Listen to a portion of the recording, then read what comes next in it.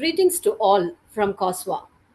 Commonwealth Organization for Social Work has been established for citizens of the Commonwealth who are committed to the promotion and implementation of social development within the civil society of Commonwealth countries. It is about sharing our Commonwealth of knowledge, experiences, and resources. A policy is a deliberate system of guidelines of an entity to guide decisions, lay procedures and protocols to achieve rational outcomes. A policy forum is an organized platform where stakeholders such as academics, practitioners, policymakers, and public gather to discuss and debate to shape policies on various issues. And in COSWA Annual Policy Forum this year, today, the 13th of September 2025, we are revisiting our achievements and focusing on the title Reframing Social Work During Global Turbulences Commonwealth Opportunities. On behalf of COSWA, I welcome the panel members, the speakers, and the presenters, Ms. Mary Bastian, Mr. Nathan Chongni, Mr. David, Mario Gerarda, and Rose. Hearty welcome, dear all. Happy to welcome our colleagues of IFSW, IASSW, ComSec, COSWA board members, past and present, and COSWA council members. I extend my warm welcome to the academicians, practitioners, and students of social work discipline representing various Commonwealth countries. Welcome, dear all, for a fruitful session ahead to create an impact on our society. And now it's time to thank few board members of COSWA. Sincere and timely gratitude helps reinforce positive relationships and leaves a lasting impression. I take this opportunity to thank our thought leaders and past board members, Ms. Monique from Canada, Mr. Joachim Mumba from Africa, and Mr. Theo from Malaysia. Dear all, your contributions during the contingency period, COVID and post COVID, have been invaluable and will be ever cherished by COSWA. Over to Dr. David. Thank you very much, Sylvia. And it's my pleasure to introduce our board. You've already heard that some members are standing down, and we're very pleased to welcome Carleen Cornish. You'll see a video from her later. David Keegan from Australia was with us this morning. Mary Bastian will be joining us in the panel later. And Alamverbe Idioro from Nigeria is also joining this webinar. So the colleagues who are leaving, you'll see, are marked with a red dot. The colleagues who are staying for another term on the board are marked with a green dot. That's Nathan and Sharon Rose, Jan Christian Wood, and Ramesh, and Gerald from Uganda. And others are taking on new roles. So Naomi is the board secretary.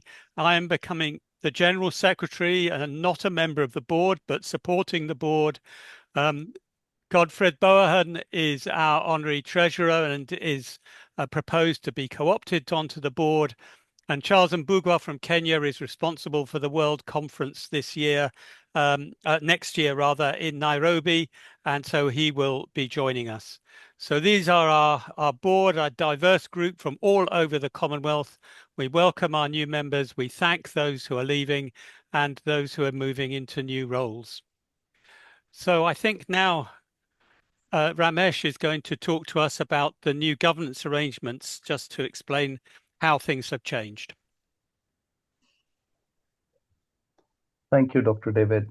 Good evening, very late evening from India. So this is a simple diagram to give you an overview. The one in the center is the Commonwealth Council, the council at the COSWA level. So we are expecting every country in the Commonwealth to be represented in the council. And our target of 15 for the phase 1 is achieved. So the council is already in place. And if you look at closely, there is a board, and the board members are usually invited through open application, and then the COSW Appointments Committee reviews the application, and then they recommend the board members to the council for the approval. And within the board, once the board is selected, within the board, office bearers are elected. And then you will also see National Appointment Group. This group focuses on filling the national level positions whenever it is vacant, or filling the positions from the countries where there is no representation so far. And we do have the policy forum that currently we are part of. So we are looking at this policy forum at least once in 2 years. Over to Dr. David and Dr. Sylvia. Thank you. Thank you, Dr. Ramesh. Now we are going to observe silence for a minute. Observing silence is a universally recognized mark of respect, compassion, and introspection, transcending cultural boundaries. I request the participants to observe silence, remembering all social workers affected by death, disaster, and trauma, and the sudden US aid cuts. Let us observe silence for a minute.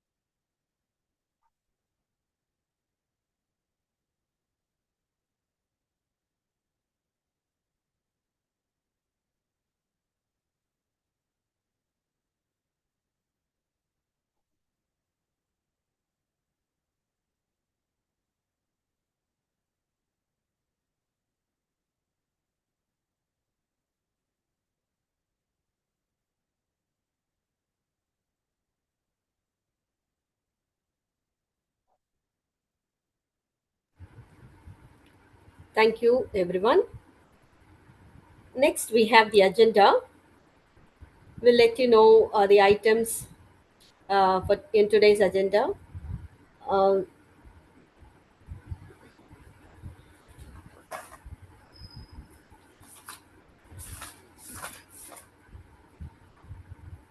Welcoming colleagues of ComSec, IFSW and IASSW, COSWA, past and present members, participants. This has been done already. Next comes COSWA activity report for the year 2023-2024, followed by reflections on social work in turbulent times, from fragility to fortitude, a panel discussion by Mr. David, Mr. Nathan Chongni, Ms. Mary Bastian, Mario Gerada, and Ms. Rose, which will be followed by Pan Commonwealth panel discussions. Then we have open mic where we have questions and comment session. Audience are allowed to ask questions. Finally, we officially thank and close the session. Thank you.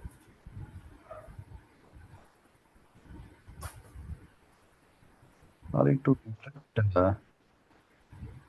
I'm Can I? seeing Dr. David's screen, which is nearly taking half of the old screen, Dr. David. Is there any way to hide it? I don't know about others, whether they are also seeing the same. I only by coming out of the program, Ramesh. That means I will stop sharing and have to probably share again. There may be an issue about the layout. It's supposed to be.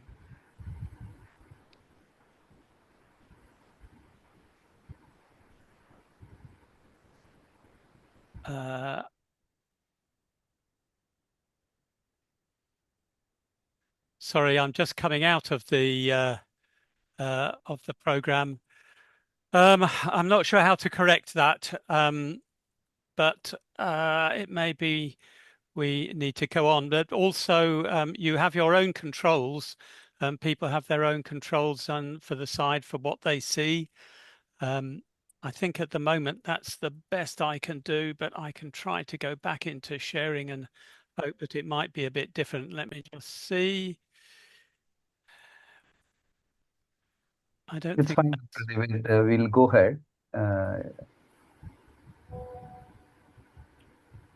Okay, over to you, Ramesh. Thank you, Dr. David. Can we move to the next slide? Because the current slide shows the map of the Commonwealth member states. Yes, thank you, Dr. David. So, so currently, COSWA is an accredited organization by the Commonwealth. You all know that Commonwealth was formed in the 1949 with a history of colonization, where the states came together and then started sharing the common strength in different ways, both language and governance system, laws, and things like that. So currently 56 independent states are there. Each country has an equal voting power within Commonwealth. And you all know that 1/3 of the global population is housed in Commonwealth. So Commonwealth plays a huge and significant role. And we also know that it has both advanced countries with the advanced economy background and also developing countries. There is a lot of cross-learning also happens. And you all know that many members are small states. And currently the concern is, and also the island as a background. The protecting the environment, the climate is a focus currently to save some nations. And then the Commonwealth Charter, focuses on prosperity, democracy, and peace among the member states, and COSWA is also in support of it. Thank you. Thank you, Dr. Ramesh. Dear all, the Director of ComSec Communications, Mr. Sat Bindra, the President of IFSW, Mr. Joachim Mumba, and the President of IASSW, Ms. Antonita Lombard, have sent their greetings. And over to Dr. David to play the videos. Yeah, hi, greetings everybody, and thank you for giving me this opportunity to address your International Policy Forum. My name is Satinder Bindra, everybody calls me Sat, and I'm the Director of Communications here at the Commonwealth Secretariat. Today I've been asked to look at two major issues. The first one is the power of partnership, and the second one is to tell you a bit more, I guess, about our strategic plan. And why do I talk about the power of partnership? If you look at the state of our world today, and if you glance your eye about, you'll see we are engulfed in conflicts, trade, there's a lot of tension. And of course, if you look at issues which some describe as existential threats to humanity, such as climate change, we've got biodiversity loss, we've got pollution. I once worked for a CEO who said, and I remember his words so clearly, and he said, climate change and all these big problems that we face, he said, Sat, they're something that you cannot just solve by yourself. Climate change, he said to me, is a team sport. And I've always believed that. They were words of a very wise man. And so when I joined the Secretariat, I looked around and I saw these wonderful partners we had, and everybody used an acronym. Hey, Sat, you should know more about the AOs. And I was like, AOs? Oh, there I go. Accredited organizations. We have 97 accredited organizations, and all of them, and all of you who are part of the AOs do such wonderful work. So I figured we've got this partnership, but what about comms? What can we do in communications? And I felt perhaps the time had come to take a big step forward and set up a forum or a structure where we could work together as partners, where we could work to amplify the voice of the Commonwealth family.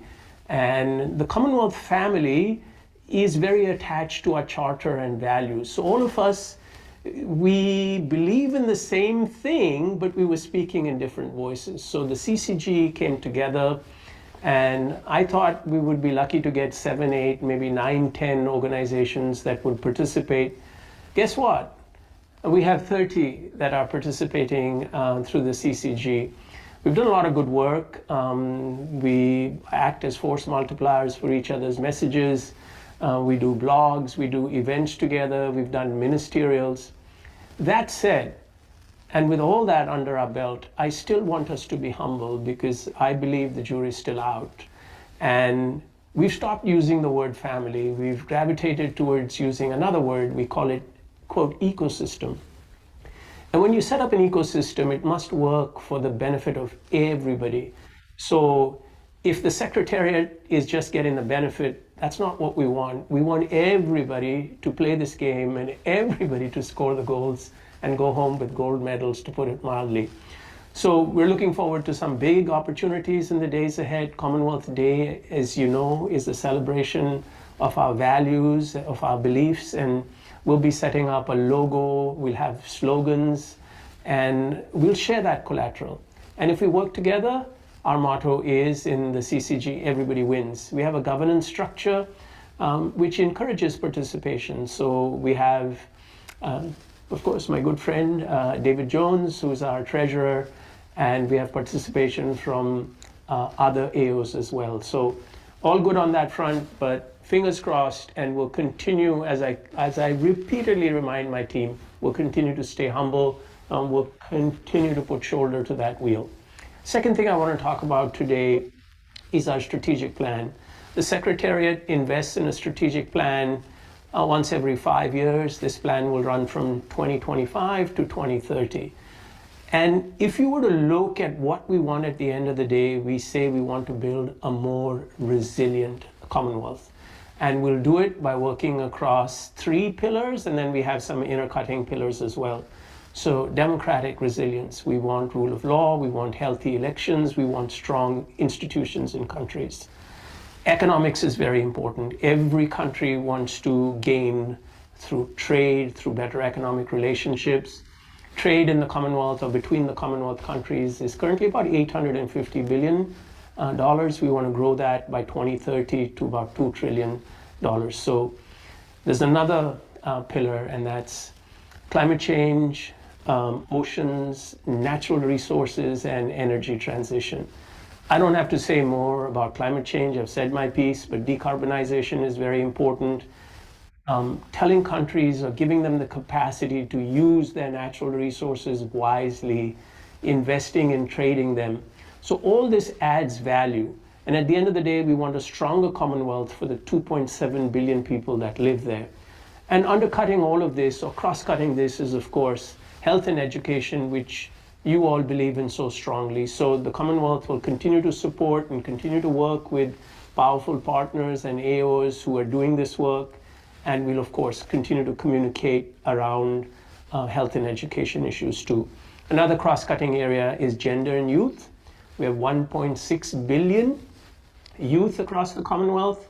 And I am fond of saying that we've borrowed the leadership of the planet from youth. So we have to continuously empower them, teach them new ways. And once they get going, there's no power on earth that can stop them. And of course, gender. Half the Commonwealth population consists of women. So we've got to make sure that the SDGs work for them, they get better education, they have better health. And so these are the sort of main pillars of the strategic plan. And then we have enablers. We'll use technology, we'll use a stronger secretariat. And again, in the enablers, we have partnerships. We recognize, again, I started with the power of partnership. I'd like to end with the power of partnership. Without partnership, we cannot achieve our goals. We cannot get to where we want to. We cannot build a richer better world for 2.7 billion Commonwealth citizens. Thank you for listening to me.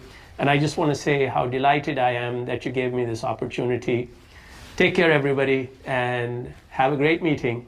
Bye-bye.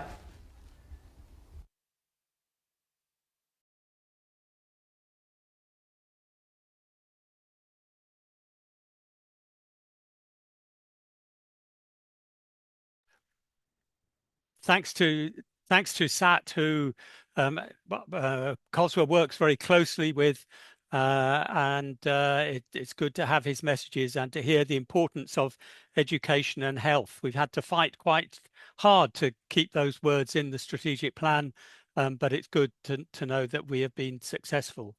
A quick message next from Antoinette Lombard of the International Association of Schools of Social Work, and then Joachim from IFSW. Antoinette says, your theme, framing social work during global turbulence, resonates with IASSW's commitment to advancing social work, education, research and practice in ways that respond to global challenges while drawing strength from local communities. In this endeavour, partnership is key.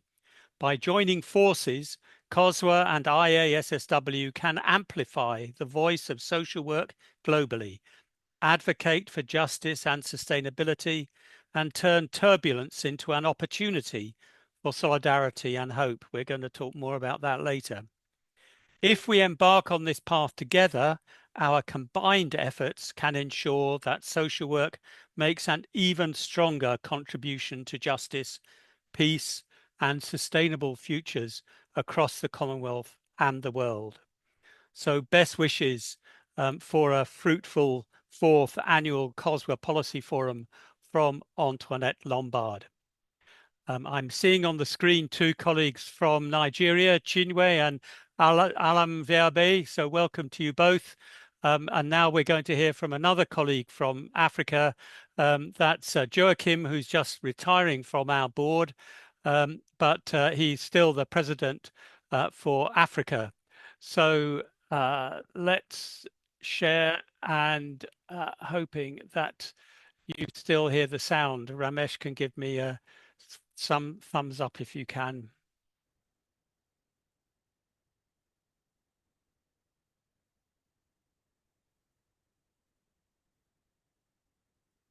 Participants, ladies and gentlemen, it is both a privilege and a profound honor to welcome you to this year's COSW Annual Policy Forum. I bring you warm greetings from the International Federation of Social Workers. Through you, Madam President of COSW, allow me to acknowledge the steadfast partnership that exists between IFSW and COSW. Your contribution to strengthening our profession across Commonwealth nations is commendable and deeply valued. The theme before us, reframing social work during global turbulence, Commonwealth opportunities, could not be more timely. We live in turbulent times, marked by climate emergencies, widening inequalities, displacement, conflicts, pandemics, and shrinking civic spaces. These challenges call not for despair, but for courage. They urge us to reframe social work, not by abandoning our values, but by reasserting them with renewed creativity, resilience, and innovation. And where better to chart this course than within the Commonwealth? Our shared family of nations offers a unique platform for solidarity, mutual learning, and policy influence. It is a space where we can amplify indigenous wisdom, strengthen youth and gender equality, and shape progressive responses to climate justice, migration, and digital inclusion. As IFSW President, I also draw our attention to the People's Charter for an Eco-Social World, a charter shaped by voices from every region of the globe. Its aspirations for dignity, equality, sustainability, and Ubuntu remind us that the health of people, societies, and the planet are inseparably connected. It calls us to build a world where justice, respect, and care guide both our local actions and global commitments. Seen through this lens, turbulence is not only disruption, it is also an invitation to reimagine social work as a bridge builder between communities, governments, and civil society, as a profession that turns crisis into opportunity and solidarity into transformation. Within the Commonwealth, this bridging power becomes even stronger. So as we open this forum, let us recommit ourselves to the Charter's values: justice, dignity, sustainability, and interconnectedness. Let us use turbulence to create pathways for peace, hope, and inclusive development across our nations. As an African proverb wisely reminds us, when spider webs unite, they can tie up a lion. May this forum weave together our collective strengths to face today's turbulence and shape tomorrow's opportunities. I wish you all fruitful deliberations. Thank you.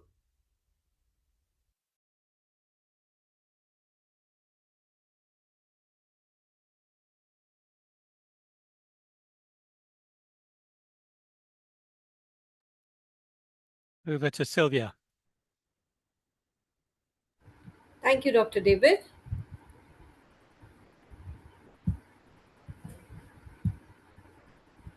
Next is the COSWA activity report. Dear all, you may find the activity report of COSWA in COSWA website. The report encapsulates our progress, milestones achieved in the past year, and the community impact by sharing of knowledge, experiences, and resources across Commonwealth. You may kindly go through it to understand the same, be inspired, and join us to make an impact. Thank you, Dr. David.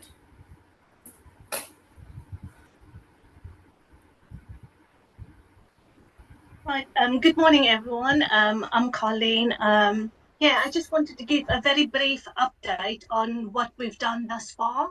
So with our associate membership at COSWA, it's really important that we engage members in our activities so that we can hear their voices, but also give opportunities for colleagues across Commonwealth countries to collaborate, network, and also share what social work looks like in their particular countries. And in doing so, we learn from each other, but we also aim to strengthen the professional identity of social work as a profession. So what we have done is we're in the process of planning our first COSWA webinar series. We have got a date for that. We've got the 16th of October at 5 p.m. And what we have done is our first COSWA webinar will be a special advisory group for the children and families social work section.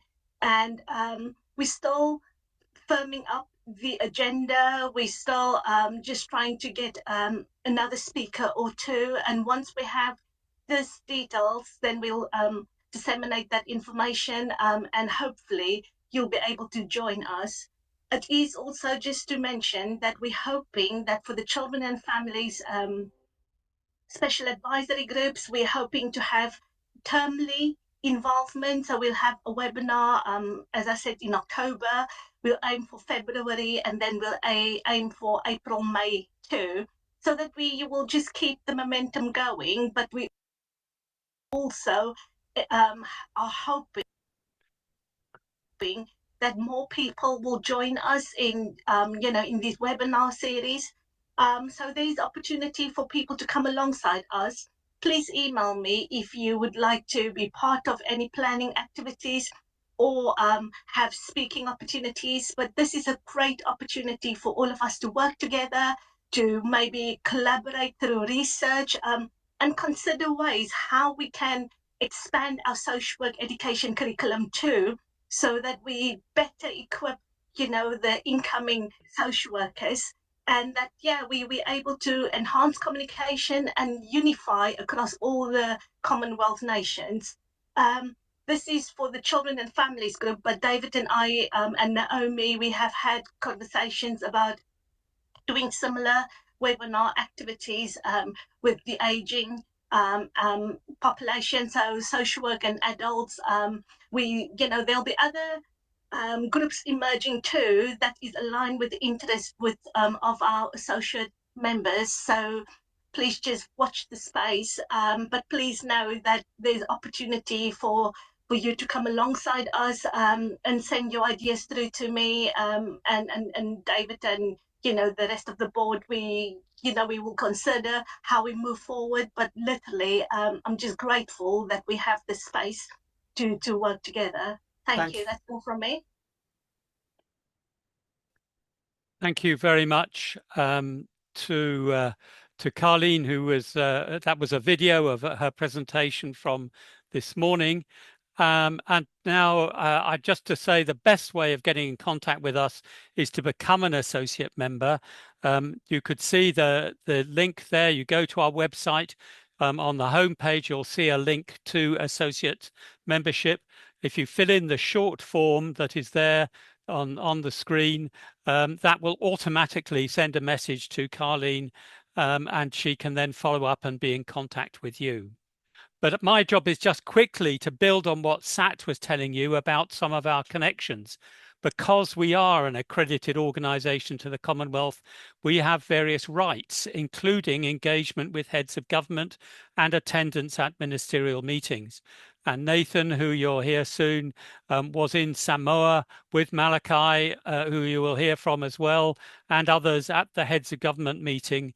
And we will be with colleagues in the Caribbean, in Antigua and Barbuda in November next year. And it's good to see Sharon Rose and Mary, our colleagues from the Caribbean, are listening in on this webinar and will hopefully comment later. We have regular formal dialogues with the Secretary General, the photograph with me on the top left of your screen, and on the right, the new Director General of the Commonwealth Foundation, Razmi Farouk. We contribute to the Commonwealth Strategic Plan, and we're also involved with other consultations. We have a whole range of partnerships. There's not time now to talk about them, but IFSW and IASSW in the middle there are really important. We are key members of the Independent Forum of Commonwealth Organisations, the Children's Interest Group, the Health Professions and Partners Alliance. I'm currently chairing the Independent Forum, and a whole range of other partners. And this means that social work's voice is heard across the Commonwealth, and that's what we're there to do. That's our key task. Now we're going to hear about the projects we're doing, and the first one is a video from this morning from Nathan Chong-Ni. Kia ora, Dr. David. Thank you so much for the opportunity to briefly present. I won't share my slides just so that I don't add to any tech difficulties, but Malachi, I believe he's online, so I'll hand over to him in a second. But kia ora koutou, ko te rarawa te iwi no Pangaru me Hamoa ahau, ko Nathan Chong-Ni tāku ingoa, and it's a real pleasure to share a quick update on the COSW Pacific project. My name's Nathan Chong-Ni. I'm the Chief Executive of the Aotearoa New Zealand Association of Social Workers, and also just recently re-elected to the COSW board, which I'm very honoured. Malachi, did you want to introduce yourself?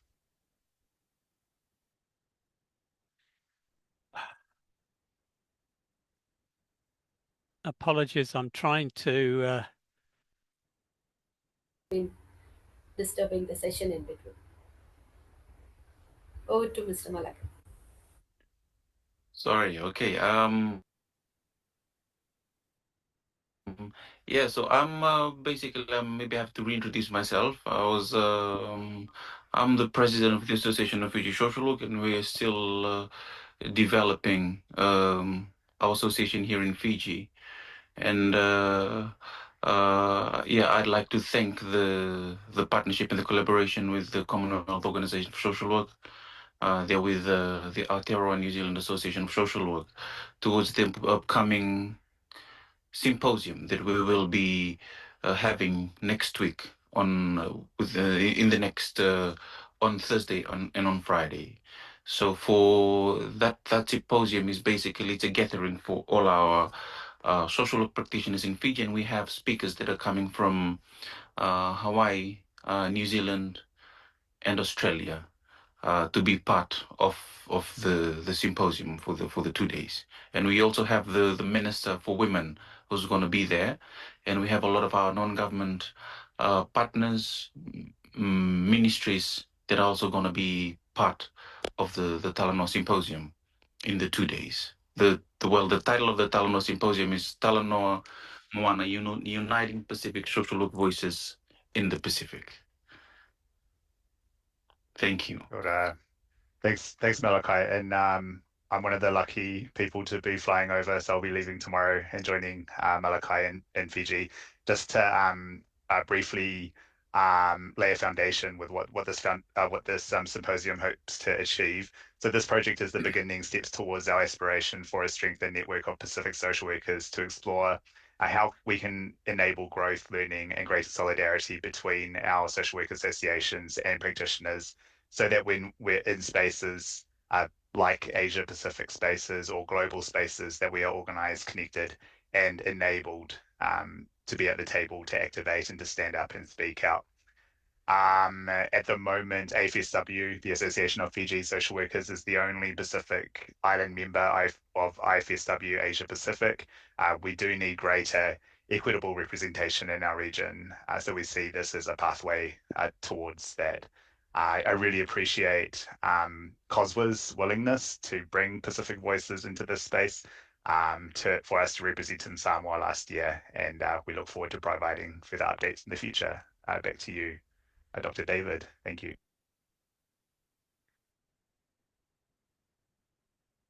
Thank you very much, Nathan and Malachi.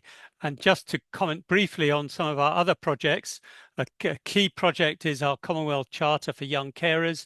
We continue to campaign for that and to get formal endorsement, but it has already been showcased at the Heads of Government meeting, and we have worked with young people, which is really important as a founding for that charter. We're also working with Common Age, our partners and others, on the Aging Well policy and action plan roadmap for the Commonwealth. And there's the project on the histories of the development of social work has not been moving quite so quickly, but it is still there and something that we're still involved with and committed to. So now we're going to quickly note that we have had a series of webinars over the last year. Regulating Social Work in Africa was part of our series on regulation of social work around the world, and there are other webinars on other parts of the world on our website.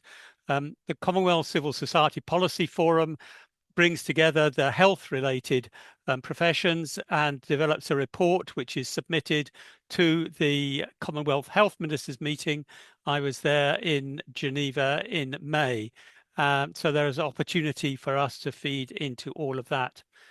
Now, I'm not sure if Gerald Okiria from Uganda is here. Gerald, if you're here, I know that it was not going to be easy for you. You were here this morning. Are you there?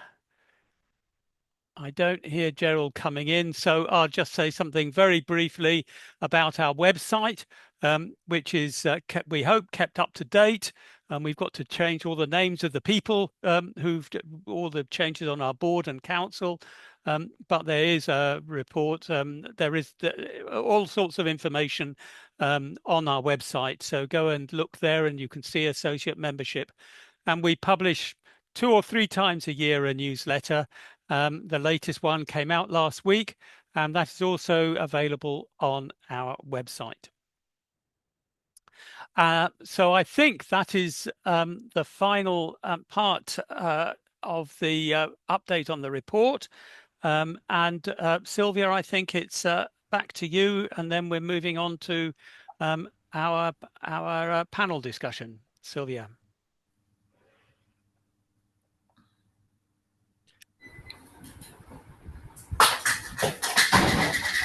Dr. David? Sorry, I think I asked you to do this, but I think the next thing is to take a photograph. I'm sorry that we need. I got that wrong. So for everybody who wishes to be in the photograph on the screen, would you please put your screens on, and we can see everybody. It's a bit of time for you to switch on your screen. Good to see Sharon Rose. You're always driving, Sharon Rose, when we see you. You're always busy. Nice to see you. And Jacob, and good to see Mary there, Bastien, who's joining us later on the panel discussion, David Barnard, Chinwe, who's on our council, and I said Alam Verbe, who's on our board, a new member. Anybody else wish to put their cameras on? And then Ramesh kindly presses the button. So 3, 2, 1, go.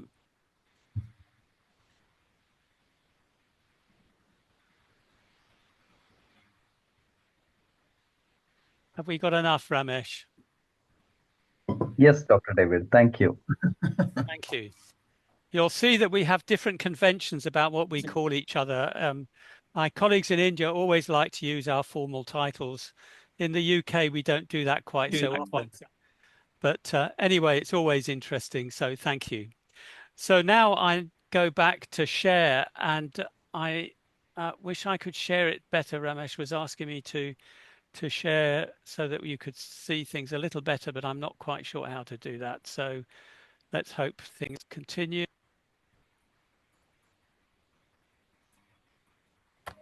There we go. Sylvia, do you wish to introduce this?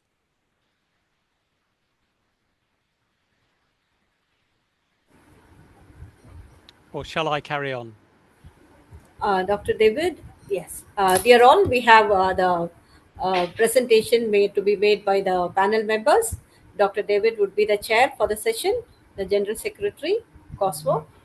And we have speakers, Mr. David, Bernard. Then we have Mr. Nathan, Maria Gerarda, and Rose. Then finally, we have Miss Mary Bastien. Welcome, dear all. Over to Dr. David. Thank you very much, Sylvia. And David Barnard was with us for the first session and is here again, I see. And Rose, I hope, has joined us as well, a Kenyan who I think is in Senegal, but you'll introduce yourselves. So over to you, David and Rose, for the presentation on this report. We'll then have a panel discussion, and then there will be opportunities for participants to make comments. But over to you, David and Rose.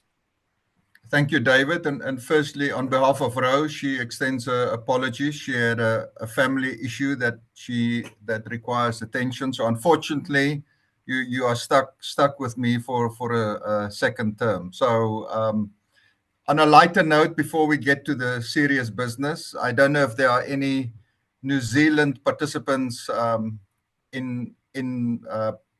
people from New Zealand in attendance.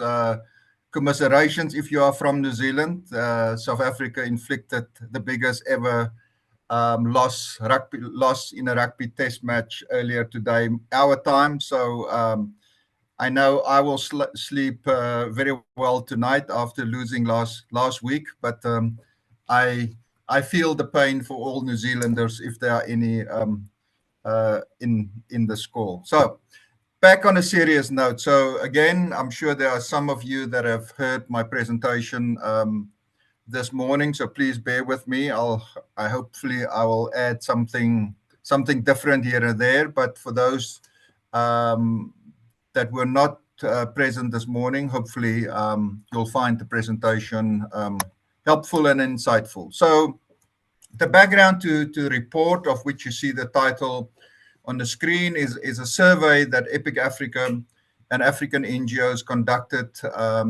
between the 17th of March and the 4th of April this year, two months after the US government, or the Trump administration, specifically announced the intention to cut foreign aid, cut US foreign aid. So although the final decisions were not yet made at that stage, many organizations already experience funding losses, and by implication, that situation didn't change. And a few months later, obviously, the decision was confirmed, and the funding was basically ended permanently. So, having done similar studies during COVID, when EPIC Africa and African NGOs also partnered in conducting to try and better understand the impact of COVID and the disruption that COVID caused on the operations, as well as the funding flows to African NGOs. We did something similar now to better understand the impact of the US funding cuts.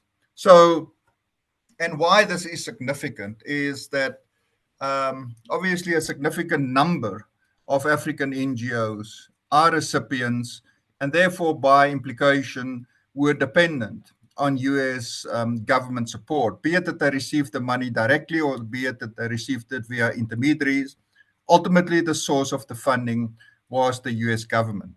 And I think what the first slide really illustrates is not only the loss of funding, but it also illustrates, the percentage, the percentage funding that organizations were recipients of. And as I said this morning, the one thing what makes the decision by the US government and the impact of that decision so significant is that at the 1st of January, at the start of the new year, there was no indication of what was going to happen 2 or 3 weeks later. So people had their plans for the year, the activities set out for the year, etc., and also expectations about funding that was due to them, etc. 3 weeks later, people's world will turn upside down.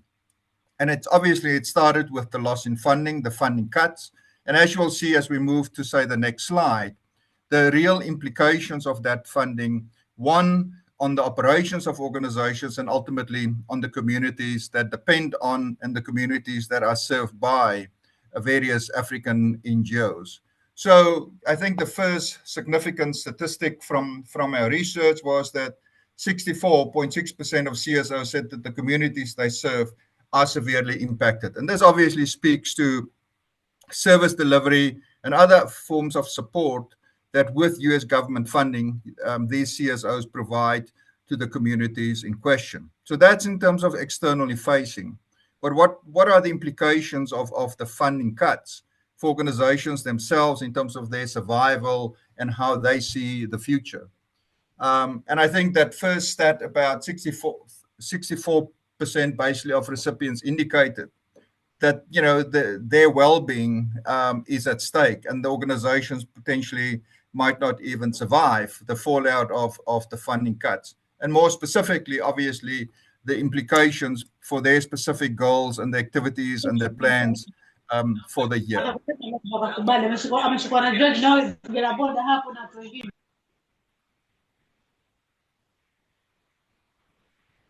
Are we good? Yes, please proceed. Okay, David, can we move to the next slide, please? Okay, so in response, and as I also explained this morning, what did CSOs do in that immediate aftermath of the funding cuts? And I think one can look at it on two levels. There's almost the defensive, and then there's the offensive approach. From a defensive point of view, to kind of keep the lights on and keep the doors open. Obviously, we see the cancellation of program activities. We see the reduction of staff, obviously staff layoffs, et cetera, et cetera. We see the close or downsided operations. And then from an offensive point of view, obviously focus on local fundraising, which I think is very encouraging. A small percentage of organizations already secured funding. And there was obviously outreach and engagement with other organizations. So next slide.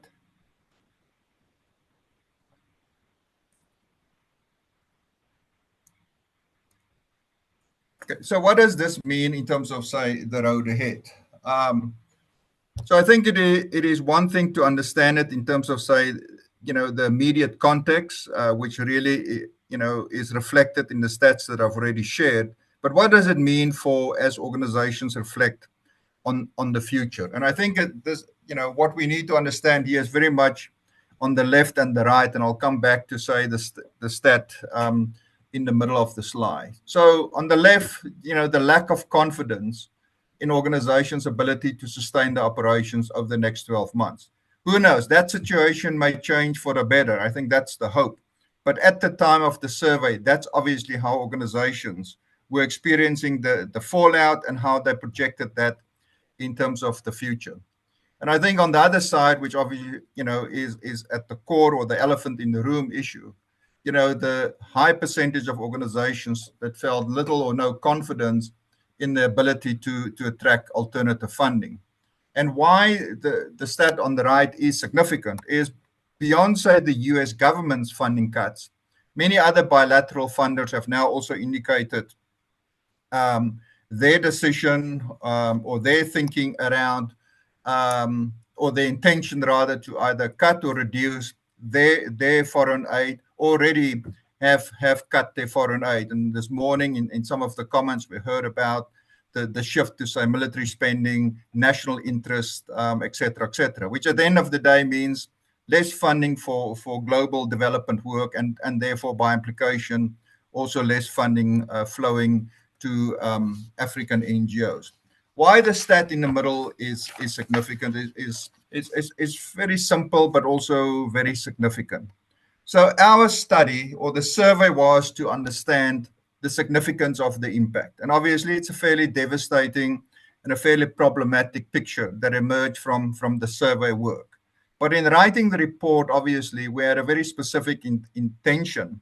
It was our objective to also try and present a potential way forward. There's no one way forward. There's no one size fit all solution to the range of challenges, be it collective or individual challenges facing African NGOs or civil society organizations globally that have been impacted by the funding cuts.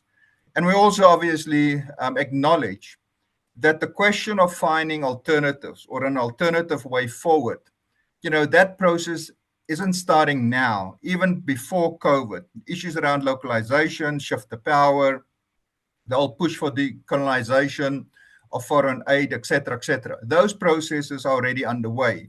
To some extent, the US funding cuts may even intensify and should intensify those processes and the potential outcomes to that. So our recommendations are therefore not almost simplistic, like diversify your funding, et cetera, but I think it's more structurally. And we basically came up with, say, 4 core areas that we believe needs attention if you really want to turn the ship around. And obviously it starts with capital, shifting from project-driven aid to flexible core funding. It speaks to the system, shifting from siloed interventions to creating ecosystem infrastructure. Thirdly, it speaks to partnerships, shifting from compliance to co-creation. And fourthly, it speaks to innovation, shifting from donor-led pilots to Africa-designed solutions. And coming back to the stat in the middle of the slide, obviously we were also looking for silver linings in the survey results that could reinforce these kind of, say, broad, I don't even want to call them recommendations, but broad structural issues that needs attention. And the fact that 93.8% of the survey respondents, people that were affected and lost funding and are kind of having a kind of a bleak future on the horizon. 93.8% of these organizations indicating their willingness to take a step back, think beyond their own organizations, think about the broader collective issues, and the willingness to partner with other organizations that have experienced the same or similar challenges in finding solutions. And I think that is significant because more often than not, without being overcritical of the work of NGOs or CSOs, but more often than not, organizations are looking at their work, approaching their work very much kind of on their own and looking at, say, through their own interests and their own lens.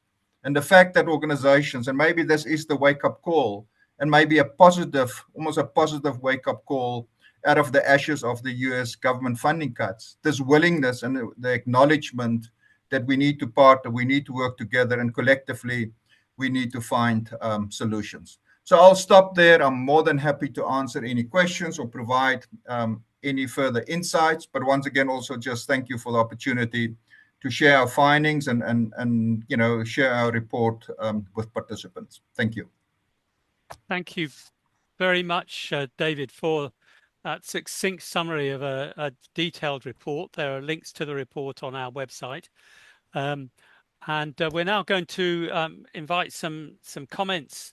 So I'm going to stop sharing, but Mary Bastian, who works in government in Trinidad and Tobago, she's recently joined our COSW board. She will comment. I'm hoping that Mario Girarda from Malta, he was with us for the first session. I don't see him there, but Mario, are you there? I think it may be that he's not able to join us.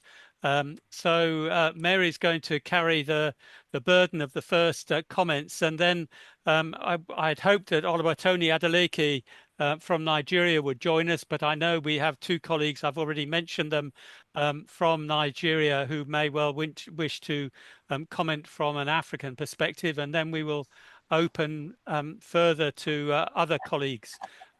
We've got about half an hour left for the panel and comments and questions. So there's some good time for us to share some ideas. But Mary, it's really good to see you. Have you got some first reactions from a Caribbean perspective and thinking about what's happening? These are big issues. Of course, the report wasn't only about social work, it was about civil society organizations, but social work will be very, very significantly affected by that. So Mary, over to you. Certainly. Thank you so much, David. And thank you, David, for sharing the report. Of course, in the Caribbean region, we haven't had this kind of formal interrogation of the impact of the funding cuts on our region at this point. So I was happy to look at the work done by your organization, David.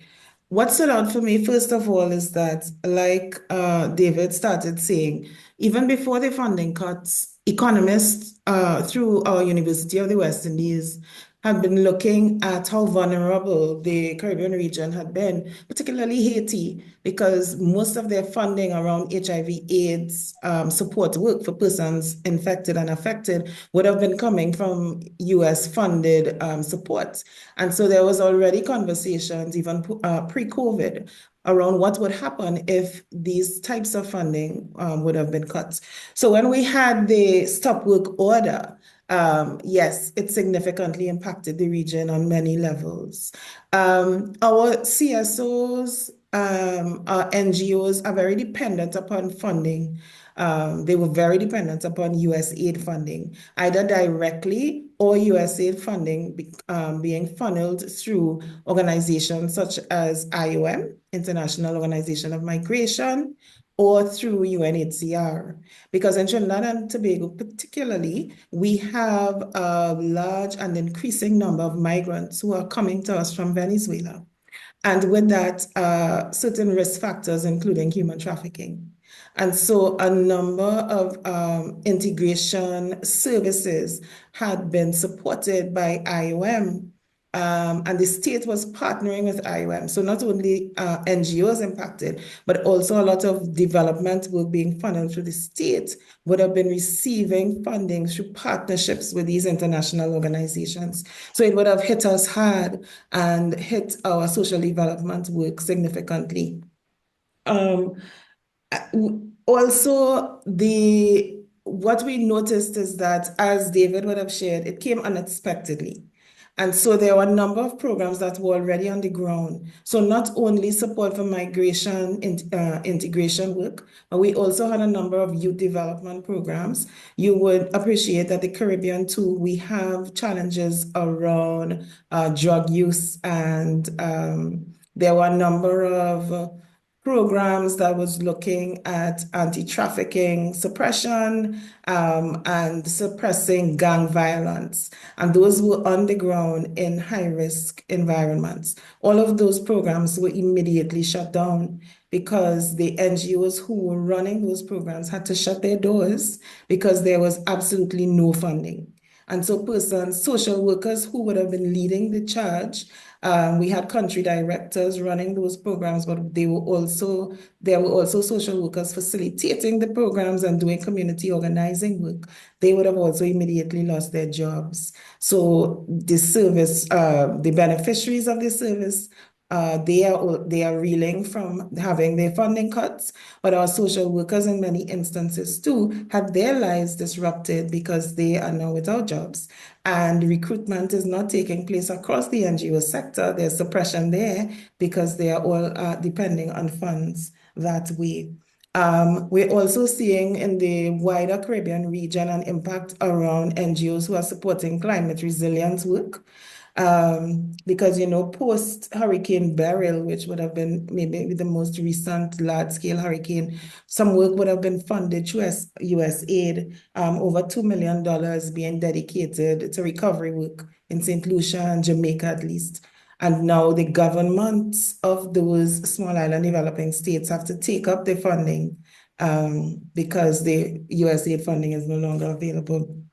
I am particularly supportive of the idea of systemic shifts as we move forward to consider ways in which we move into being more resilient beyond this initial impact of the funding cuts, and moving and shifting from the siloed interventions to creating ecosystem infrastructure.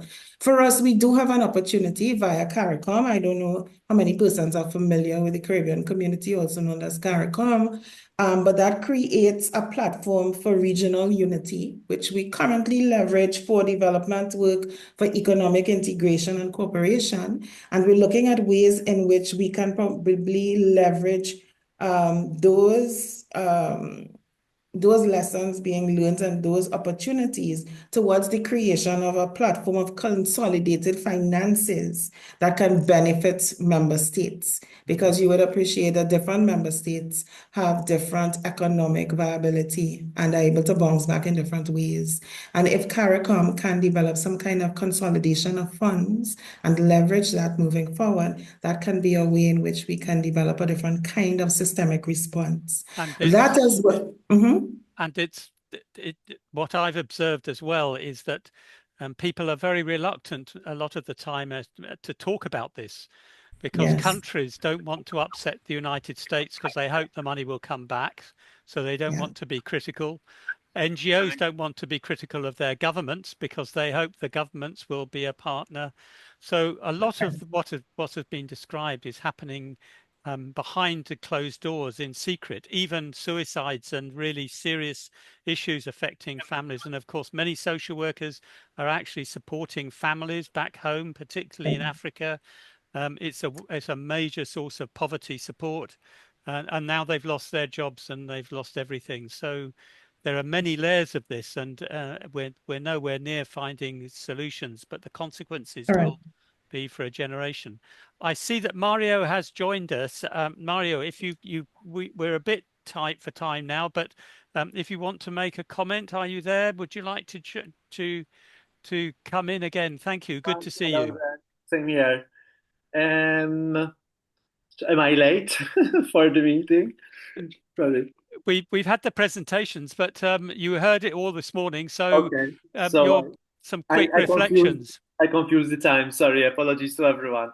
No, I think from the reflection also of the conversation this morning, and I listened now to this very interesting presentation.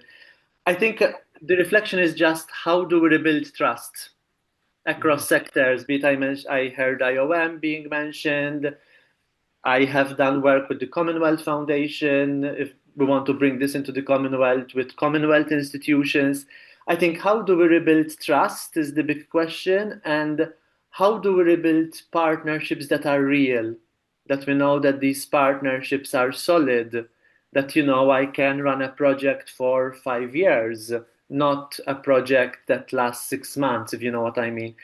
I think this is what I want to add to the conversation, and this is, I think, what is the most challenging at the moment. No, I think the issue of trust is so important, with so much suspicion of scientific knowledge, of medical knowledge, the use of social media to spread disinformation and to undermine trust. And there are politicians who are exploiting that. And social workers are in the front line of that challenge as well.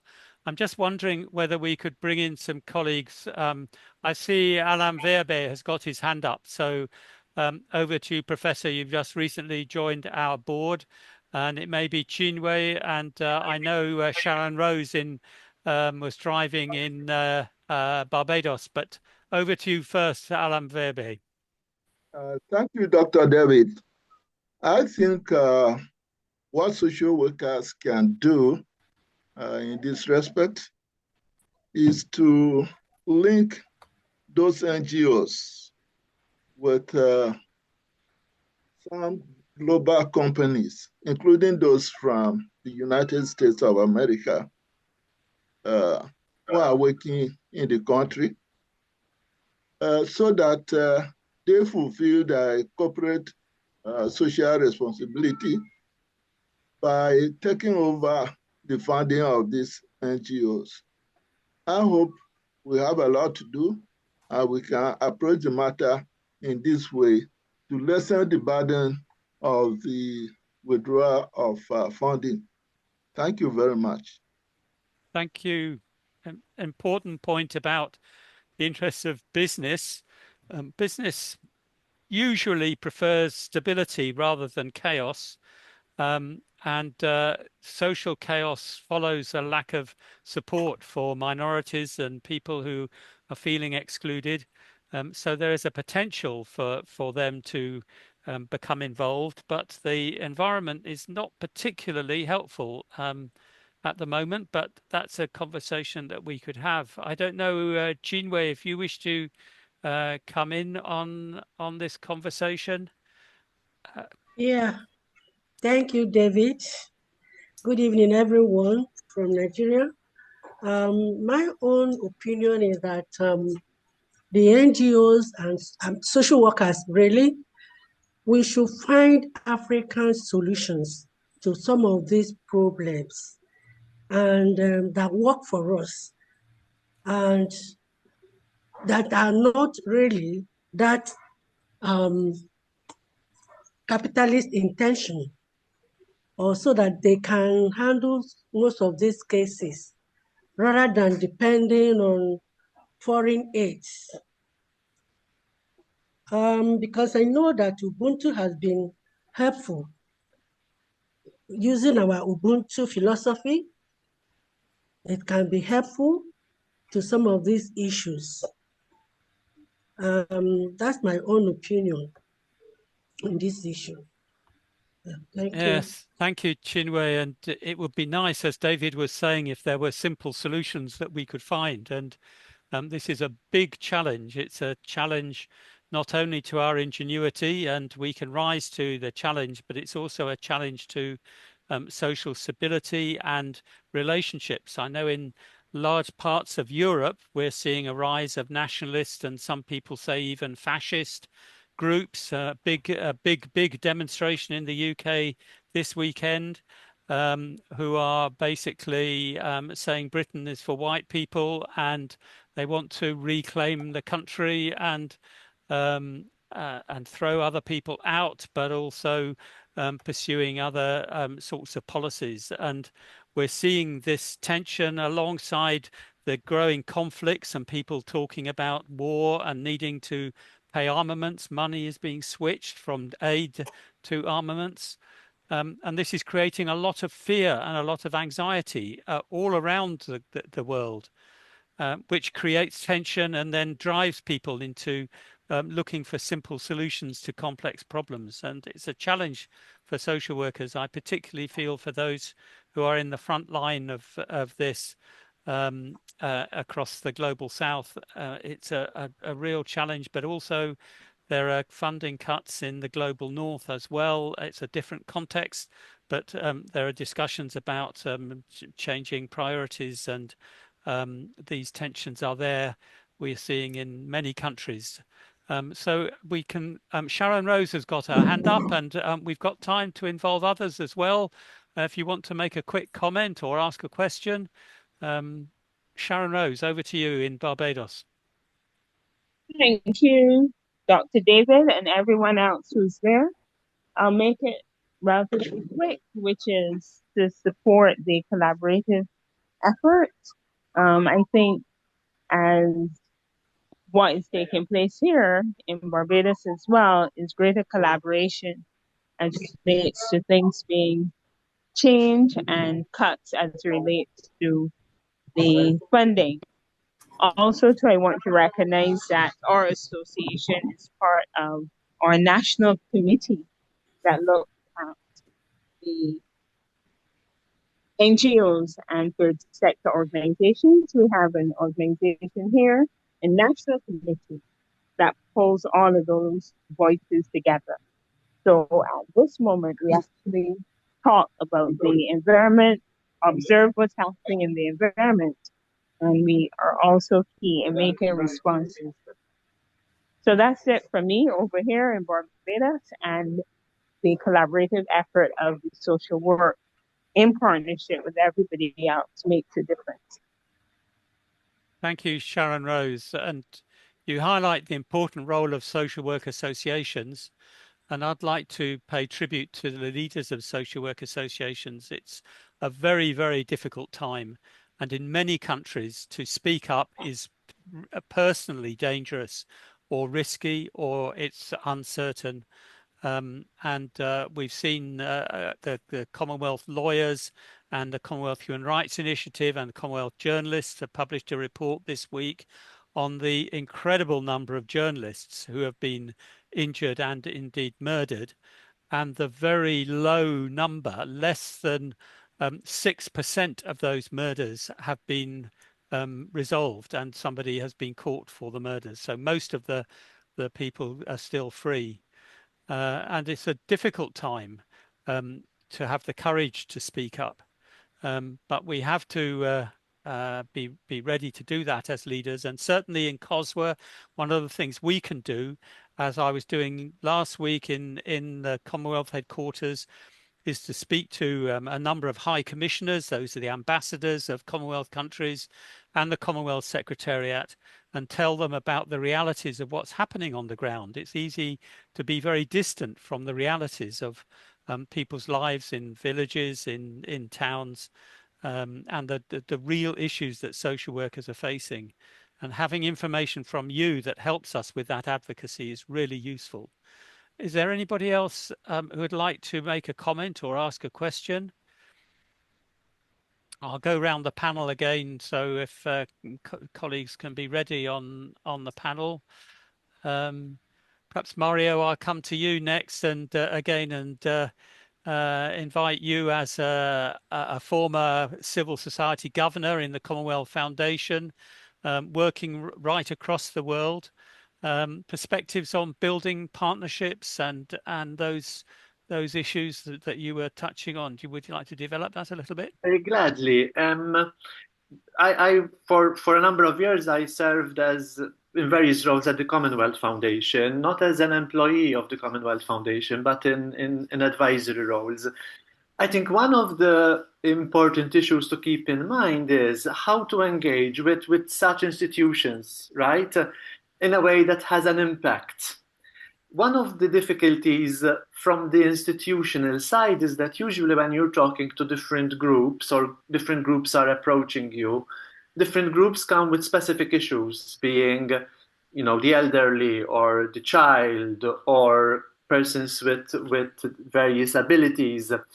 And sometimes they are all very important specific issues, but at the level of CHOGM, usually people go for broader, bigger conversations rather than specific issues.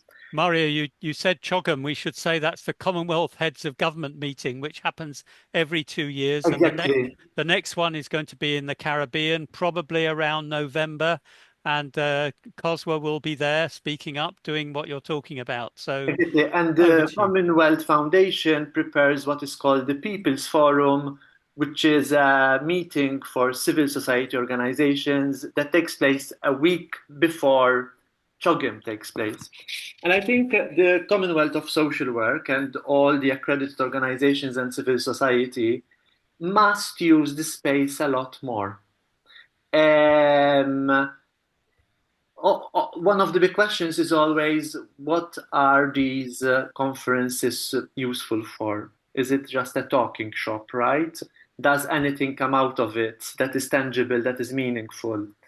And I don't have an answer to that, but what I can tell you is that when you see specific, phrases or issues or concerns that civil society have in, let's say, in a declaration, in, let's say, an official document, I think that is important. I think that has value, especially in the context that we are today, where we're seeing the complete opposite narrative going into official statements or presidents speaking in a fascist tone. I mean, that's what we're listening to.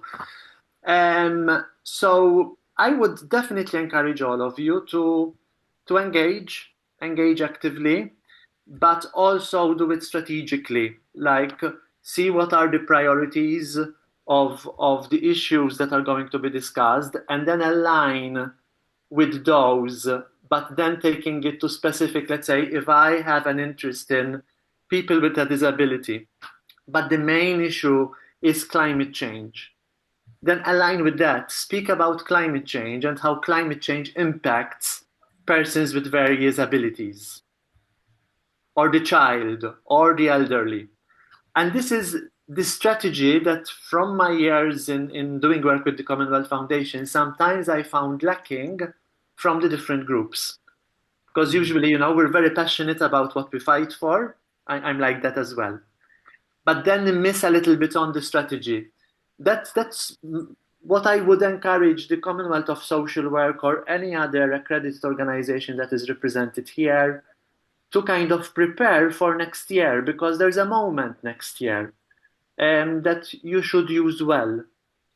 And that is something which the accredited organizations are beginning to discuss. Last year in Samoa, our policy submission as a group was about the civil society space and the need for that to be recognized and protected within the Commonwealth and in member states.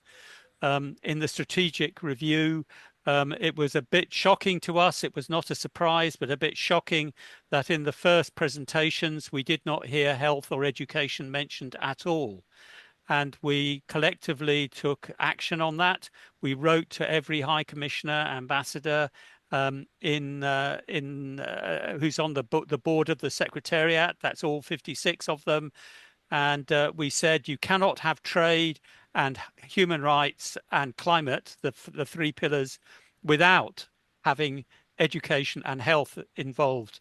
And we got some positive responses. And if you heard the Commonwealth Secretariat in our earlier presentation, he made a specific point of mentioning those, and they were not mentioned. And so the fact he mentioned them was because we took action to get them in. But we need to do more thinking, Mario. You're quite right, and that's very good. Mary, do you want to come in with another comment from Trinidad and Tobago?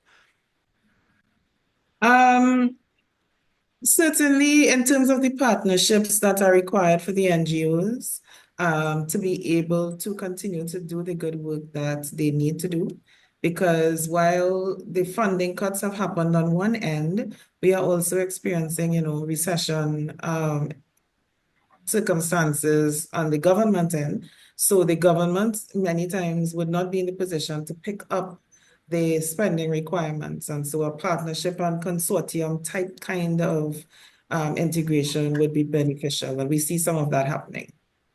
Yeah, thank you. Chinwe, I see you come in, and then we probably need to be coming back to David Barnard for some final comments. But Chinwe, over to you.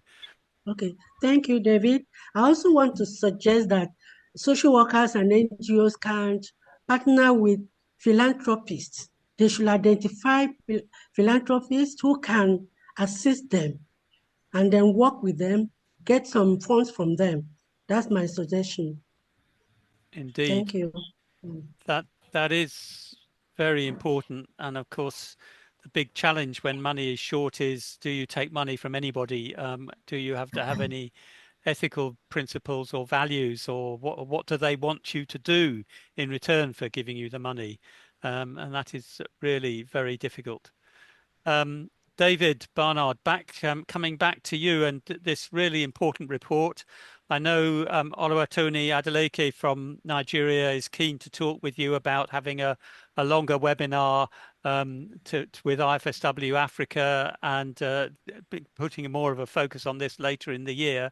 But your thoughts, is there any scope for optimism, or are we just facing absolute grinding challenge for the next decade? Well, sorry, a big question. I think this is obviously a significant reality check, but I'm also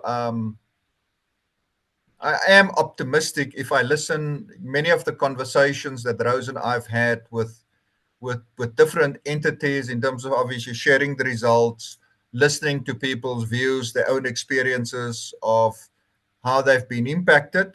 But then more often than not, someone may use the word resilience. That resilience always in some form or shape shines through.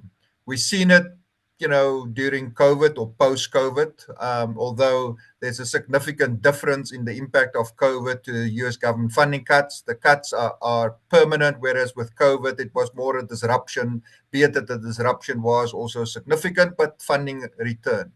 But there is a level of optimism, even if the optimism is, one can articulate the optimism as, this is kind of a line in the sand. If something doesn't give, then it's just going to be another crisis in the next couple of years, and then we're back to where we are or were on late January this year. So this finding or the search for solutions, the understanding that it can't be business as usual, and that is maybe a cliche and it's easier said than done. But I think that penny has dropped, fine, and that's why I think people reflect on the challenge. People reflect on this problem, almost from a perspective that something needs to change, and change starts with us. Again, easier said than done. If it was a simple challenge, then we would have solved it a long time ago. So I think what I'm hearing, and obviously what we are advocating for, is about building bridges between different entities that are also grappling with these issues. And obviously it happens on an individual organizational level. I'm probably more referring to other entities, primarily in Africa, but it could also be around the world, that as kind of regional entities, continental entities, thematic representative bodies that have members, that have partners, whatever, and that understand that they also have a role in this on behalf of or in support of those that look up to them. So that is really why I also appreciate, obviously, the invitation to share our report and our findings in the setting, because it is where these conversations are taking place, where people are grappling with these issues from a policy point of view or very practical experiences, to reinforce the efforts of many, and it's a sum total of many that hopefully will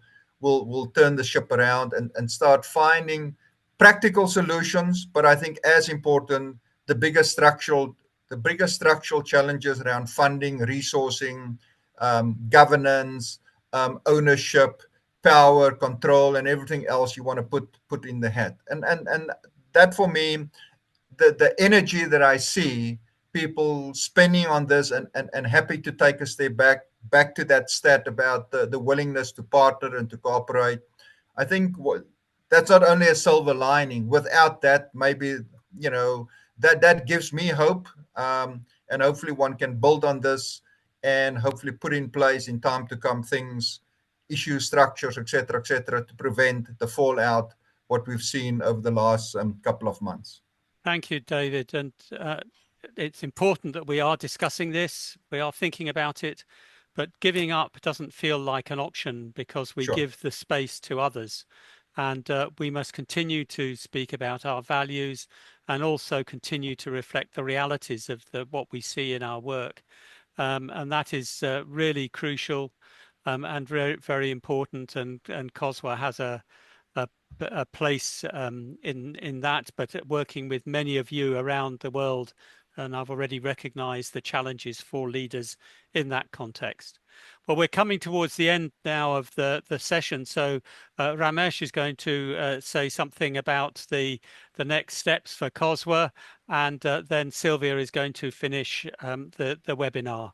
And we might, if we're lucky, finish with some lively African music, one of my favorite songs. But back to Ramesh, over to you. Thank you, Dr. David. So very happy to share that finally COSWA Commonwealth Council is in place, and now the board is going to elect the president, and we need to add 3 more board members.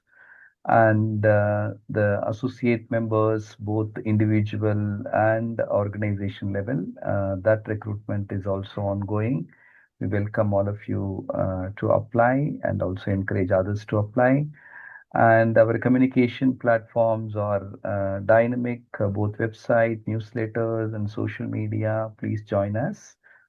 And we are currently, contributing to the Commonwealth Strategic Plan implementation. We would like to add and improve our contribution to this. We welcome all of you to join us. And we are currently doing many projects, and one which we shared about young carers and also the new projects.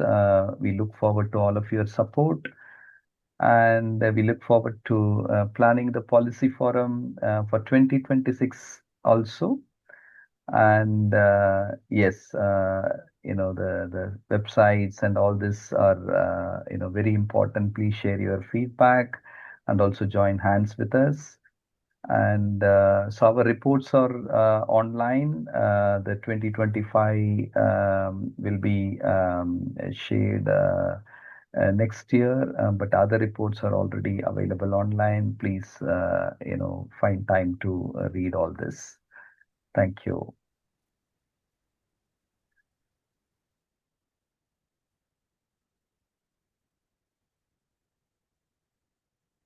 So back to Sylvia, over to you.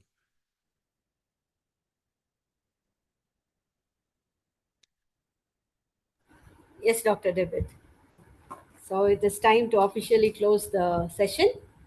As we conclude this engaging forum meeting, I deem it a great honor and privilege to propose the vote of thanks on this memorable occasion. William Arthur Ward rightly said, feeling gratitude and not expressing it is like wrapping a present and not giving it. I take this opportunity to express my deepest sense of gratitude and appreciation to all those who made this event such a resounding success. To begin, on behalf of COSWA, I'd like to thank our panel members whose expertise and perspectives were both enlightening and thought provoking. Mr. David Bernard, Ms. Mary Bastian, and Mario Gerarda. The significant takeaways are increased local funding, alternate funding, collaborative and collective solutions, regional unity, building trust, solid and sustainable partnerships, strengthening the social work associations, resilience and change in strategies. Thank you, dear panelists. Special thanks to the Director, ComSec, Mr. Sat Bindra, the President, IFSW, Mr. Joachim Mumba, the President, IASSW, Ms. Antonita Lombard, for their greetings showing solidarity and unity. I place on record my sincere gratitude to the organizing team of this COSW Policy Forum. Heartfelt thanks to Dr. David.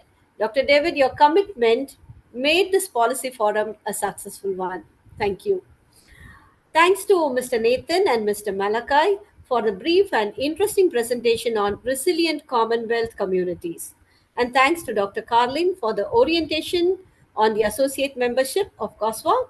Thanks, Dr. Ramesh, for highlighting the key activities of COSWA. Thank you. Thank you, Ms. Chinwei. Thanks to Ms. Sharon, Professor Alam Webi, for your thoughts in this session. And thanks to all colleagues of IFSW, IASSW, ComSec, COSWA board past and present, and COSWA council members. I thank IFSW for providing us this Zoom platform for conducting this event. Thank you very much.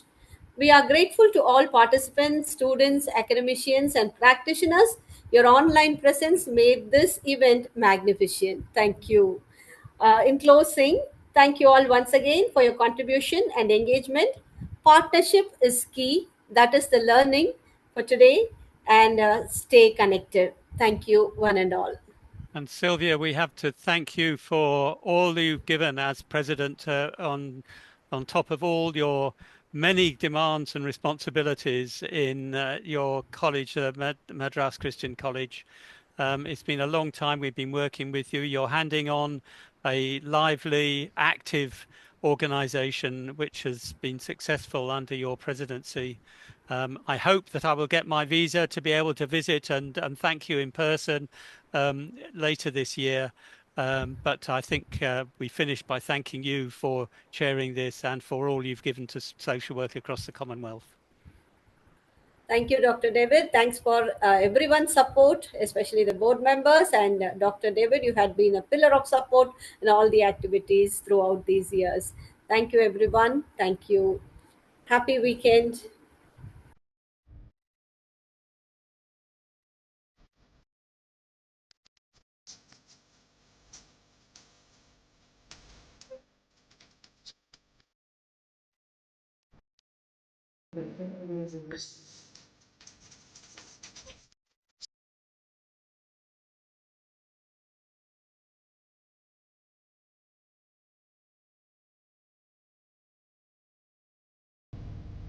But Kenya music.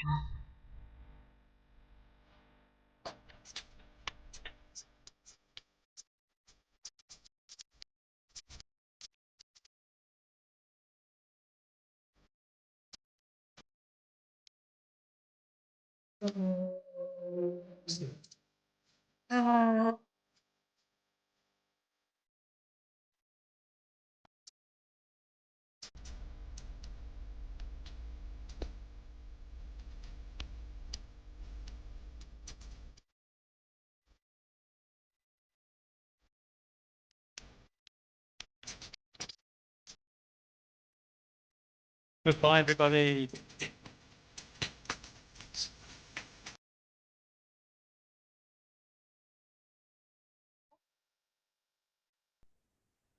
Yeah, good to have a bit of Kenyan music. That was very popular when I was living in Kenya in 1969, so I always remember that. It's a good piece. Pole Musa. Kwaheri ya kuonana. Goodbye, everybody.